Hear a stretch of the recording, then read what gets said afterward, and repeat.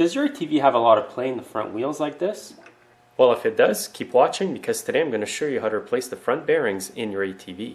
What I'm working on today is a Suzuki 4x4 EIGER 400, but the same principle is going to apply to many other ATVs when you replace the front bearings. The first thing I'm going to start is by putting on the parking brake, and I'm going to put some wheel chocks behind both rear wheels. Now you're going to need a floor jack like this, and you want to find a nice solid spot to jack up your ATV until the front wheel is off the ground. And then you can put a block of wood underneath the ATV for safety or a car jack stand. It's very important that you have good support backup in case your jack fails during this procedure. Next, I'm going to use my impact wrench with a 17mm socket and remove the 4 nuts that hold the wheel on.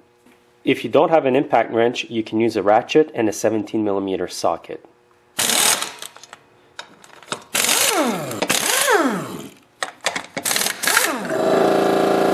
And now your wheel's going to come right off. Now that the wheel's off, you can see the parts better. Here's the brake rotor, by the way. And the bearings are going to be deep down inside over here. And when the front bearings on your ATV are worn out, the hub here is going to have some play in it. While you have it apart, you want to check all the other parts of the suspension to make sure that they're not defective. There's the upper ball joint here. There's the lower ball joint over here. You want to make sure that they're not loose. And you also want to make sure that the tie rod end here isn't worn out. You want to make sure that it's nice and tight. It's going to be normal for it to move like this, but you don't want it to be loose on each side. So if I grab it and I pull back and forward with it, it's tight on there. That's what you want. Now the first thing I'm going to do is remove the brake caliper. And you're going to need an Allen wrench to remove both bolts holding it on. You can see the top bolt here that needs to be removed. And if you go below, you can see the other bolt down here. If it's never been removed, more than likely the bolt is going to be on there pretty tight. Just watch you don't bust your hands when it comes loose. If you use an Allen wrench like this to get it off, and then you use the other end with the ball tip, it's much easier to get the bolt off. Especially when you're working in a tight spot like this, and you have to do it on an angle. Okay, so I got the first bolt off. And once this bolt comes off, the caliper is going to come right off.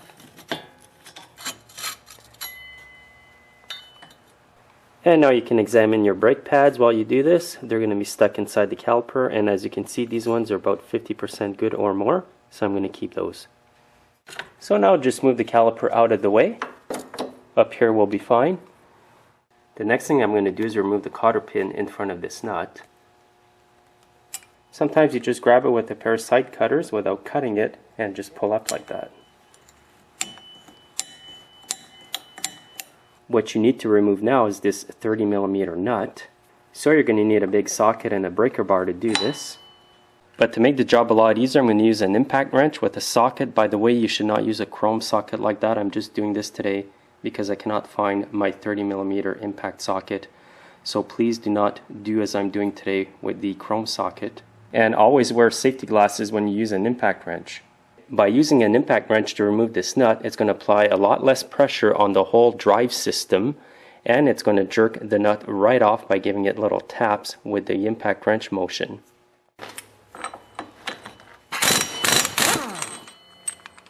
And now there's a wash over here. Now the whole hub with the brake rotor is going to come right off.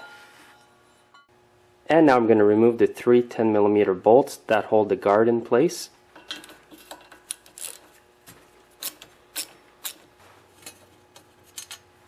At this point, I'm going to remove the 12mm bolt on the upper ball joint and the 12mm bolt on the lower ball joint over here.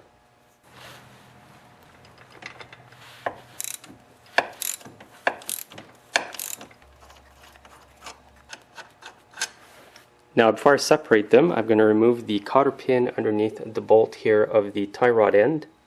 This cotter pin here has to come out. Now if you grab a 12mm wrench, you can insert it right in here. It's going to stop the bolt from turning when you remove the nut. And I'm going to grab a 14mm socket and hold this wrench and remove it.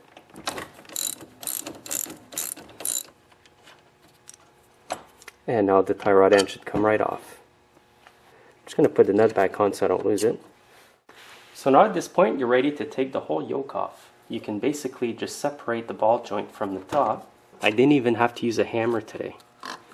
But if your ball joints were fused to the yoke here, you could use a pry bar or a ball joint pry bar as well to get them off. So now I'm just going to separate it from the bottom here. And now it's off. Now that I have this part off, I'm going to show you how to remove the seals and the bearings. Now when it comes to removing the seals, don't worry if you damage them. Usually when you replace the bearings, you should put in new seals anyways.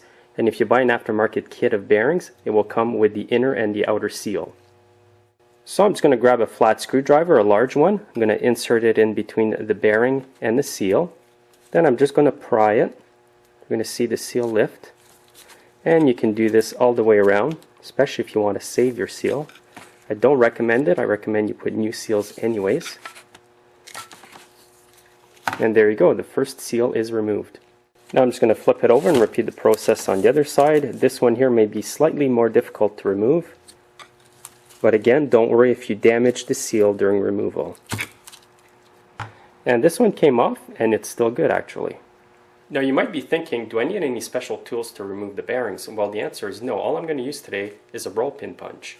And it's going to be a 3/8 roll pin punch. You can use a bigger one if you want. I'm just going to insert the whole yoke in a vise like that. I'm just going to snug it. I'm not going to tighten it up too much. Then I'm going to reach down with my 3/8 punch and just tap out the bearing down here. This is a spacer in between both bearings, so don't tap this off. You want to reach in and tap just the bearing down inside. You can move the spacer. If you hit it with the hammer, it will move and make it easier to hit the bearing. And I'll show you what I mean by that. As you can see, I've moved the spacer out of the way, and now I can tap right on the old bearing and it's going to come off. So basically I'm going to put the punch on it here like that and then tap it. And then I'm going to do the same on the opposite side of the bearing so it goes out evenly. And now just tap it, and soon you're going to see the bearing coming out of here.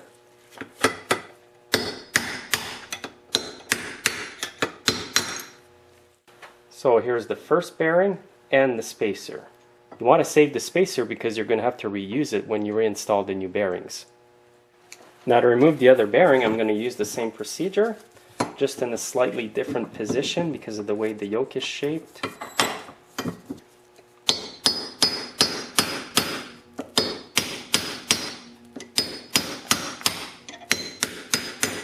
When it's almost off, you can take it out of the vise.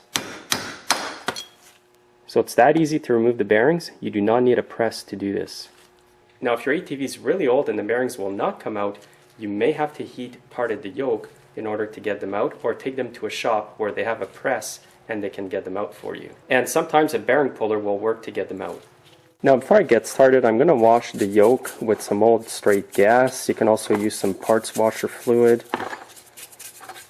I just want it to be nice and clean when I put the new bearings back in. So just use a paintbrush, some Varsol or some old gas, or if you have a parts washer, that's even better. I'll be getting a parts washer soon, so I won't have to do this. Anyways, you want to get all the old grease out, all the rust, and all the dirt that's in there.